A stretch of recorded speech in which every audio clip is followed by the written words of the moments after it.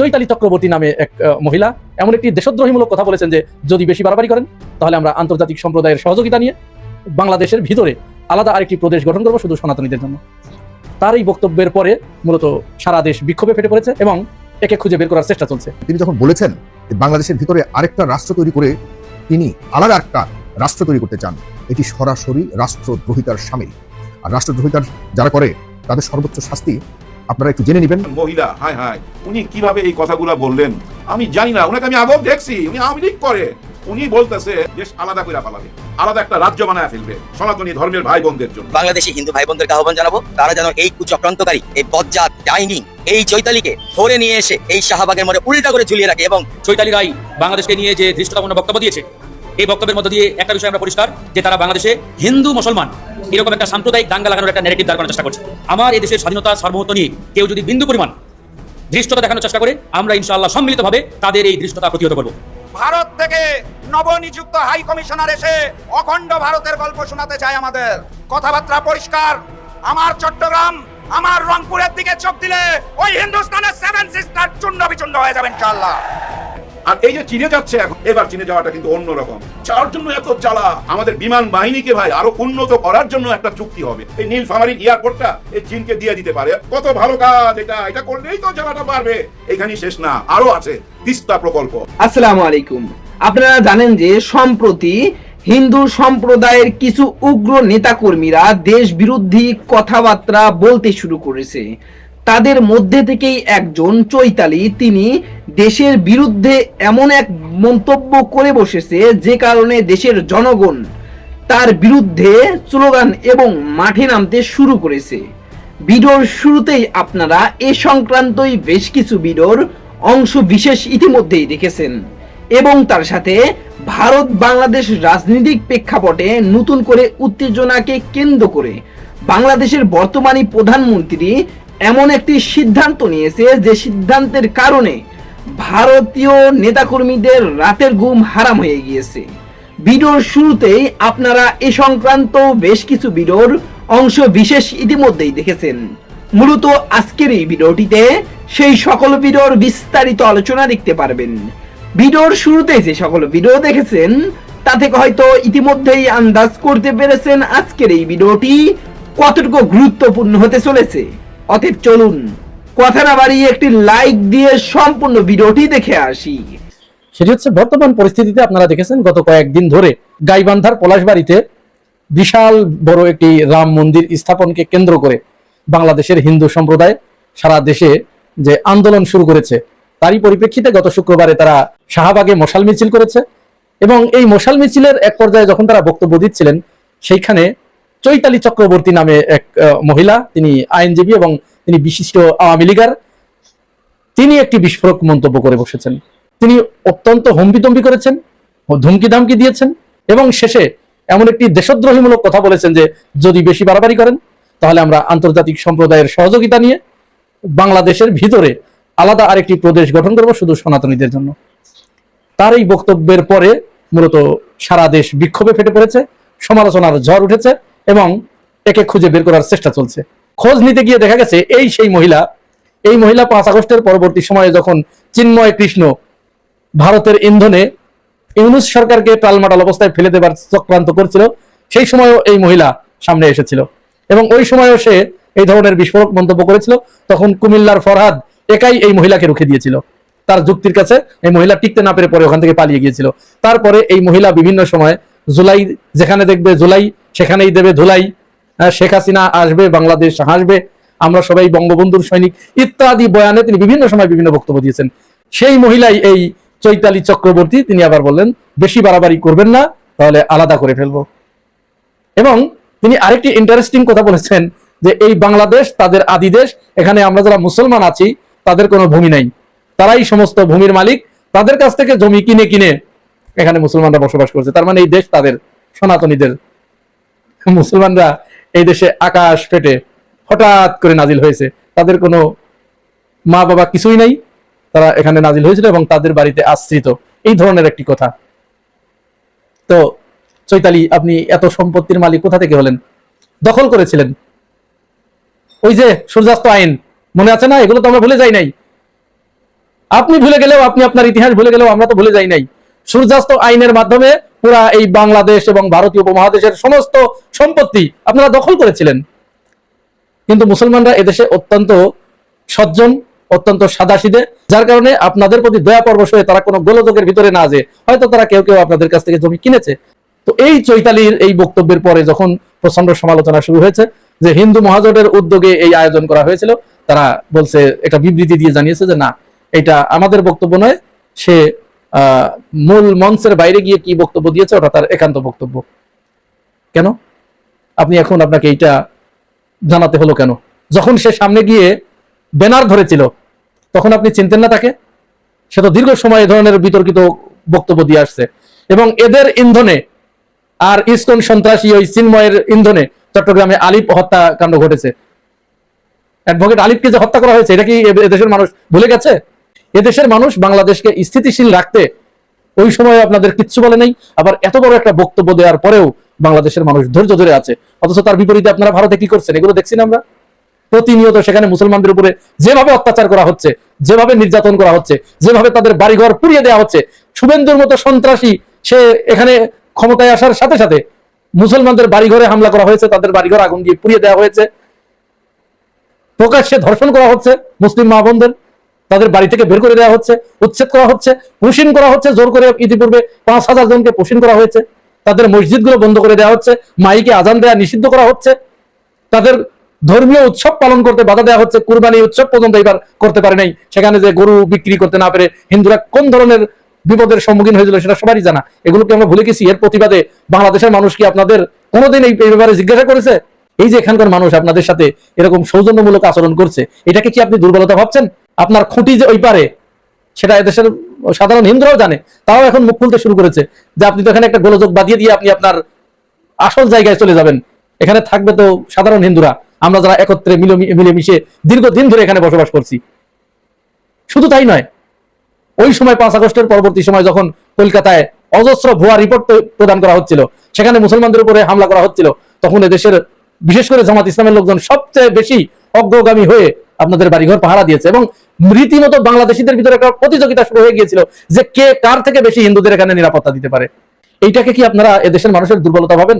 আপনাদের প্রতি কি নমো নমো করে এদেশের মানুষ এটা করে? এইটা যদি ভাবেন তাহলে আপনার এটা ভাবারই কথা, কারণ আপনি তো নিজের বুদ্ধিতে চলেন না, আপনাকে পরিচালনা করছে অন্য কেউ। কে পরিচালনা করছে সেটাও আমরা জানি। কারণ আগামীকাল যাচ্ছে আমাদের প্রধানমন্ত্রী, প্রথম যাবে মালয়েশিয়া, ওইখানে 2 দিন থাকবে, তারপরে চীনে। এই চীনে যাবে যখন, তখনই কিন্তু দেখেন আবার ওই একই কাজ শুরু হয়ে গেছে চারিদিকে। একজন মহিলা, হায় হায়, উনি কিভাবে এই কথাগুলা বললেন আমি জানি না। ওনাকে আমি আগেও দেখছি, উনি আওয়ামী লীগ করে। উনি বলতেছে যারা জুলাই করে তাদেরকে গণধোলাই দিতে হবে। চিন্তা করছেন, তাদেরকে গণধোলাই দিতে চায়। জুলাই বললে গণধোলাই হবে, জুলাই বললে গণধোলাই হবে। আরো কি বলতেছে? শেখ হাসিনা আসবে, বাংলাদেশ হাসবে। শুনেন, শেখ হাসিনা আসবে, বাংলাদেশ হাসবে। শেখ হাসিনা আসবে, বাংলাদেশ হাসবে। আর এ কিন্তু শুভেন্দুর মনে হয় আত্মীয় স্বজন। বলতেছে শুভেন্দু বাবু বলছে শেখ হাসিনাকে বাংলাদেশে নিয়ে আসবে, যার জন্য তার মনের মধ্যে লাড্ডু ফুটতেছে, শেখ হাসিনাকে নিয়ে আসবে শুভেন্দু বাবু। জমাতি শেখ হাসিনাকে শুভেন্দু দাদাই কিন্তু বলেছিলেন যে উনি ফিরিয়ে আনবেন এবং প্রধানমন্ত্রী হিসাবে। তারপর একটা ভয়াবহ, বেশি বাড়াবাড়ি করলে দেশ আলাদা কইরা ফেলাবে, আলাদা একটা রাজ্য বানায় ফেলবে সনাতনী ধর্মের ভাই বোনদের জন্য। আপনারা যদি বেশি বাড়াবাড়ি করেন, আমরা কিন্তু বিভিন্ন মানবতা, বিভিন্ন বিশ্বের দেশ থেকে সাহায্য চেয়ে আমরা বাংলাদেশে আরেকটি প্রদেশ করব শুধুমাত্র সনাতনীদের জন্য। এখন দেখেন এদেরকে কেন মাঠে নামানো হইলো এই মুহূর্তে? ওই যে জ্বালা, কারণ ওই যে আমাদের প্রধানমন্ত্রী চীনে যাচ্ছে, যার জন্য এই অস্থিরতা। ভাই একটা কথা বলতেই হবে, আমরা অনেক সময় না বুঝা অনেক ভুল বক্তব্য দেই, ভুল ভাবি। হ্যাঁ ভাই, সন্দেহের থেকে এসব করি আমরা কিন্তু এই সরকারকে মনে করতেছিলাম ভারতের সাথে বোঝাপড়া কইরা এই বাংলাদেশে আসছে, এটাকে ইঙ্গিত দিছিল ওই আনন্দবাজার পত্রিকা। তারপরে তো ভারতের মিডিয়া এটা ছড়ায়া গেল। এখন কিন্তু ভারতের মিডিয়া বলে আমাদেরকে কথা দিয়ে আসছিল। কি কথা? তাদের একটাই চাওয়া, বাংলাদেশে আওয়ামী লীগকে ঢুকাইতে হবে, পুনর্বাসন করতে হবে। এই ধরনের একটা কথা দিয়ে নাকি লন্ডন থেকে বাংলাদেশে আসছে আমাদের প্রধানমন্ত্রী। ওই কথাটা এখন রাখে নাই। দেখবেন এইটা নিয়ে না এই ভারতের মিডিয়া এখন বলতেছে বাংলাদেশ সরকার মুনাফেক, বেঈমান, কারণ কথা রাখে নাই। কি কথা রাখবে ভাই? কেন কথা রাখবে? ওই যে কয়েকদিন আগে বললো না যে আমার পিঠের হাড্ডিগুলা এখনো বাঁকা, হ্যাঁ মেরুদণ্ডের হাড্ডি এখনো বাঁকা, চিকিৎসা নিতে পারে নাই, যার জন্য ওই বাঁকা অবস্থায় জোড়া লেগে গেছে। এটার যখন পেইন হয়, ওই পেইনটা কি চলে যাবে?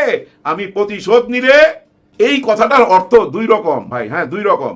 প্রথম আমরা কি বুঝছিলাম, হ্যাঁ উনি খুবই মহান, ক্ষমার চোখে দেখে, সবকিছু ক্ষমা করে দিতেছে, উনার উপরে যে জুলুম হয়েছে সেটাও ক্ষমা করে দিতেছে। কিন্তু আরেকটা অর্থ আছে, কিন্তু মনে করাইয়া দেওয়া আমার উপরে তোমরা জুলুম করছিলা, সেটা কি আমি ভুইলা গেছি? আর ওই যে প্রতিশোধ নিলে কি ব্যথা চলে যাবে, সেটাও বইলা দেওয়া।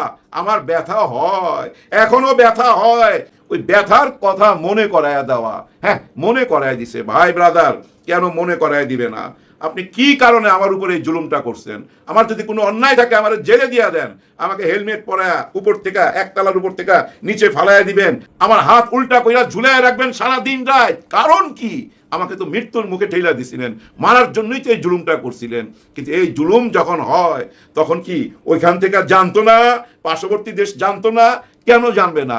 ওনারা তো এই ক্যান্টনমেন্টের আশেপাশেই থাকতো, ওনাদের বসবাস তো এই বাংলাদেশেই ছিল, ওনাদের তো মতামত ছিল, সম্মতি ছিল তো, হ্যাঁ দাদাদের সম্মতি ছিল, ওনাদের গোয়েন্দাদের সম্মতি ছিল, ওনাদের চোখের উপরই তো এই জুলুমটা করছে।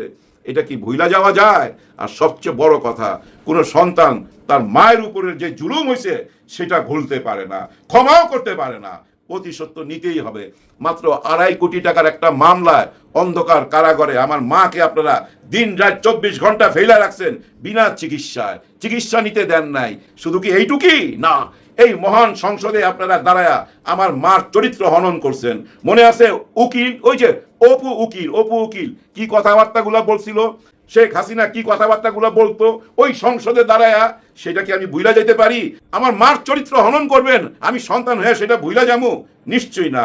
রক্ত মাংসের মানুষ তো ভাই, চিমটি দিলে আমরা যেমন ব্যথা পাই, প্রধানমন্ত্রীও ঠিক তেমনি ব্যথা পায়। ওনার ওই ব্যথাটা উনি ভুলে নাই, ভুলতে পারে না, যার জন্য ওই মিল বন্ধনটা হয় নাই। আমার দলের কর্মীদের উপরে যে জুলুম করা হয়েছে, এটাকে আমি লন্ডন থেকে দেখি নাই? লক্ষ লক্ষ মামলা, কেউ ঘরে ঘুমাইতে পারতো না, মার কাছে যাইতে পারতো না, বউর কাছে যাইতে পারতো না, মাঠে ঘাটে ঘুমাইতো, এক জেলার মানুষ আরেক জেলায় যায় লুকায় থাকতো। এটা কি শুধু আওয়ামী লীগই করছে? আওয়ামী লীগের সাথে আপনারা ছিলেন না? আপনাদের গোয়েন্দা বাহিনী ছিল না? সবই তো ছিল। এটাকে আমি ভুলতে পারি? ভুলতে পারি না, যার জন্য মিল বন্ধন হয় নাই। আর ওইখান থেকেই এই ষড়যন্ত্র চলতেছে, এই যে ষড়যন্ত্র এখন চলতেছে, এই যে গোবিন্দগঞ্জে এই শিব মূর্তি নিয়ে যে কথাবার্তাগুলো বর্তমানে চলতেছে, এই যে রাতের বেলায় মশাল মিছিল বাই করতেছে, ভাই ব্রাদার আপনাদেরকেই বলি, আপনারা বলেন তো কি এমন জুলুম করলো সনাতনী ভাই বোনদের উপরে? কার উপরে কে জুলুম করলো? এটাই তো খুঁজে পাইতেছি না। আমরা শুধু না ভাই, হিন্দু ভাই বোনেরাও কিন্তু এটা কারণ খুঁজে পাইতেছে না। এই চৈতালি বা অমুক তমুক কেন এই আক্রমণটা করতেছে? কেন ওনারা এই দেশের ভিতরে আরেকটা স্বাধীন দেশ চাচ্ছে? কি এমন জুলুম করলো ওনাদের উপর বলেন তো? কেউ বলতে পারবেন? হিন্দু ভাই বোনরাও বলতে পারতেছে না। বলতে না পারুক, কিন্তু আপনারা চুপ থাকবেন না। হ্যাঁ আমি হিন্দু ভাই বোনদেরকে বলতেছি, আপনারা চুপ থাকবেন না, আপনারা মুখ খোলেন। এই চৈতালিরা কিন্তু আপনাদেরকে বিপদে ফেলে দিতেছে, মানুষকে যেভাবে উস্কানি দিতেছে, আপনারা নিশ্চয়ই বুঝতে পারতেছেন যে এদের উস্কানির কারণে যে কোনো একটা ভয়াবহ ঘটনা ঘটে যেতে পারে তো দেশে। আপনারা যেভাবে উস্কানি দিতেছেন এটা তো বুঝতে পারতেছেন। যার জন্য হিন্দু ভাই বোনদেরকে আমি বলবো, আপনারাই মুখ খোলেন, লোহায় লোহা কাটে। অন্য কেউ যদি কিছু বলতে যায়, ওনাদেরকে শাসন করতে যায়, ওনাদের মুখ বন্ধ করতে যায়, তখন অন্যরকম একটা কালার দিবে, বলবে এই যে দেখো মুসলমানরা আমাদের উপরে জুলুম করতেছে। আর আপনারাই যদি ওদেরকে থামান, সত্যটা সামনে তুলে ধরেন, তাহলে ওদের মুখে টেপ লেগে যাবে, ওরা সামনে আসতে পারবে না। একটা জিনিস খেয়াল করে দেখেন ভাই ব্রাদার, পৃথিবীর সবকিছুর উন্নতি হচ্ছে, এই পার্শ্ববর্তী দেশের যে গোয়েন্দা এদের কোনো উন্নতি হচ্ছে না। এদের খেলাধুলা কিন্তু এখন সাধারণ মানুষ বুঝা যায়, সাধারণ জনগণ, ওই যে জনগণ, সাধারণ জনগণ। আপনারা যত রকমই চেষ্টা করেন না কেন, কোনো কাজ হবে না। জামাতে ইসলামকে খেপাইতে পারবেন না। এইসব জামাতে ইসলাম খায় না, এইসব রাজনীতি জামাতে ইসলাম বুঝে। পার্শ্ববর্তী দেশ থেকে যেগুলো খেলতেছে এগুলো জামাতে ইসলাম, শিবির, এনসিপি বুঝে। আপনারা যেটা মনে করছেন খেপাই দিলে ওই যে পলাশ বাড়িতে যায় হামলা করবে, না না না, এরকম কোনো ঘটনা ঘটবে না ভাই। পলাশ বাড়ি নিয়ে একটা সোজা কথা বলতে চাই, ওর চারিপাশে, ওই মন্দিরের চারিপাশে একটা ক্যান্টনমেন্ট বানায় ফেলেন। হ্যাঁ আমাদের ক্যান্টনমেন্টের দরকার আছে তো, ওই একটা ক্যান্টনমেন্ট বানায় ফেলেন, তাহলে তো সমস্যা সমাধান হয়ে যায়। আর এই যে চীনে যাচ্ছে এখন আমাদের মাননীয় প্রধানমন্ত্রী, কি আনবে? চীনে যায় কি আলাপ করবে? চীনে যারা যায় কেন যায়? খালি টাকা ধার আনতে যায়? খালি টাকা নিয়ে আসলেই মানুষ খুশি হবে, খালি ধার করতে যাবেন চীনে? না, এবার চীনে যাওয়াটা কিন্তু অন্য রকম। যার জন্য এত জ্বালা, এবার চীনে যায় ভাই যেটা হচ্ছে, আমাদের বিমান বাহিনীকে ভাই আরো উন্নত করার জন্য একটা চুক্তি হবে তাদের সঙ্গে, আমাদের বিমান বাহিনীকে। সেটা কোথায়? ওই যে নীলফামারীতে, এই নীলফামারীর এয়ারপোর্টটা এই চীনকে দিয়ে দিতে পারে, অথবা দিয়ে দিছে শোনা যাচ্ছে। কত ভালো কাজ এটা, এটা করলেই তো জ্বালাটা বাড়বে। এখানেই শেষ না, আরো আছে তিস্তা প্রকল্প। এই তিস্তা প্রকল্প নিয়ে অনেক কথা শুনছি। চীন কিন্তু 2 হাত বাড়ায় দিয়ে রাখছে অনেক আগে থেকে। শেখ হাসিনাকেও অফার করছিল, কিন্তু উনি তো এই অফারটা নিতে পারে না, কারণ দাদারা মাইন্ড করবে, দাদারা ঘাড়ের চাইপা ধরবে। এখন দেখেন ওই তিস্তা প্রকল্প নিয়ে আবার কথা হচ্ছে। শুধু কি কথা হইলেই হবে? চীন তো আগেই হাত বাড়ায় রাখছে, এখন শুধু আমরা যা হাতটা ধরবো। ওনাদেরকে এই দায়িত্বটা দিতে হবে। ওনারা এই দায়িত্বটা পালন করতে চায় কেন বুঝেন তো? এই তিস্তা প্রকল্প করার জন্য যখন ওনারা আসবে, এটা কি 1 মাস 2 মাসে হয়ে যাবে? না না না না, লম্বা টাইম লাগবে। এই লম্বা টাইম পর্যন্ত এই তিস্তা প্রকল্প করার সময় একটা মিনি চায়না শহরও তো ওনারা গইরা নিবে এখানে থাকার জন্য। তার মানে কাদের ঘাড়ের উপরে? একদম দাদাদের ঘাড়ের উপরে। এইটা কি দাদারা মাইনা নিতে পারে? মাইনা নিতে পারে না। যার জন্য চৈতালিরা রাস্তায় নাইমা করছে। আর শয়তান ঠিক করার ব্যাপারে এই দেশে ভাই এই মুহূর্তে আমি জোর দিয়া বলতে পারি, এই মুহূর্তে শুধু বিএনপি না, জামাত, এনসিপি, 11 দল এবং বাংলাদেশের সাধারণ জনগণ, জনগণের সাথে সাধারণ কথাটা আছে। আমরা এই সাধারণ মানুষরা আছি। সমস্ত ষড়যন্ত্র ধুলায় মিশাই দেওয়ার জন্য আমরা সাধারণ মানুষটাই তো যথেষ্ট। কিচ্ছু না ভাই, এই লালমনিরহাট চায়নার হাতে দিয়ে দেন, লালমনিরহাটের এয়ারপোর্টটা চায়নার হাতে দিয়ে দেন। আর তুরস্ক থেকে অস্ত্রের প্রযুক্তি, হ্যাঁ ভাই, অস্ত্রের প্রযুক্তি, সমস্ত আধুনিক প্রযুক্তি তুরস্ক থেকে নিয়ে আসেন। আর পাকিস্তান থেকে আনতে হবে ওই যে যুদ্ধ বিমানের আধুনিক প্রযুক্তি। পাকিস্তানের কাছে আমরা অনেক টাকা পাই, 71 সালে অনেক কিছু নিয়ে চলে গেছে, অনেক হিসাব নিকাশ বাকি আছে। ওনাদের কাছে যদি বলেন আমাদের আগের হিসাবের টাকাগুলো যে পাই, ওইটা দিয়ে আমাদেরকে আধুনিক প্রযুক্তি দেওয়া হোক, যুদ্ধ বিমানের দিয়া দিবে। 2 হাত বাড়ায় রাখছে তো, দিয়া দিবে ভাই। আর কি করতে হবে? এই যে আমাদের স্কুল কলেজের 17-18 বছরের জওয়ানরা আছে, যুবকরা আছে, তাদের সবাইকে আর্মি প্রশিক্ষণ দেওয়া হোক। হ্যাঁ ভাই, শনিবার আর শুক্রবার এই 2 দিন ছুটি থাকে, সপ্তাহে 2 দিন ওনারা আমাদের ছাত্র ভাই বোনেরা আর্মির প্রশিক্ষণ নিবে। আর দরকার লাগলে ভাই আমাদের মতো এই 60 ঊর্ধ্ব যারা আছে তাদেরকেও ডাকেন ভাই, বেশি বেতন লাগবে না, খালি যাওয়া আসার খরচা দিয়েন, তাও দরকার নাই, আমাদেরকেও ট্রেনিং দেন, আমরা প্রশিক্ষণ নিতে চাই। আর্মি প্রশিক্ষণ নিয়ে রাখি না, কাজে লাগবে। এইটুক যদি করতে পারেন দেখবেন একেবারে সোজা হয়ে যাবে। আমি আশা করছি সম্পূর্ণ ভিডিওটি দেখেছেন এবং এই ভিডিওর সাপেক্ষে আপনার কি মতামত সেটা অবশ্যই কমেন্ট বক্সে জানিয়ে যাবেন। ভিডিওটি ভালো লেগে থাকলে শেয়ার করতে ভুলবেন না। আমাদের এই চ্যানেলে নতুন হয়ে থাকলে চ্যানেলটি সাবস্ক্রাইব করে চ্যানেলের পাশে থাকবেন। আর যারা ইতিমধ্যেই চ্যানেলটি সাবস্ক্রাইব করেছেন তাদেরকে অসংখ্য ধন্যবাদ। দেখা হবে নতুন কোনো ভিডিও নিয়ে, ততক্ষণ সবাই সুস্থ থাকবেন। আল্লাহ হাফেজ।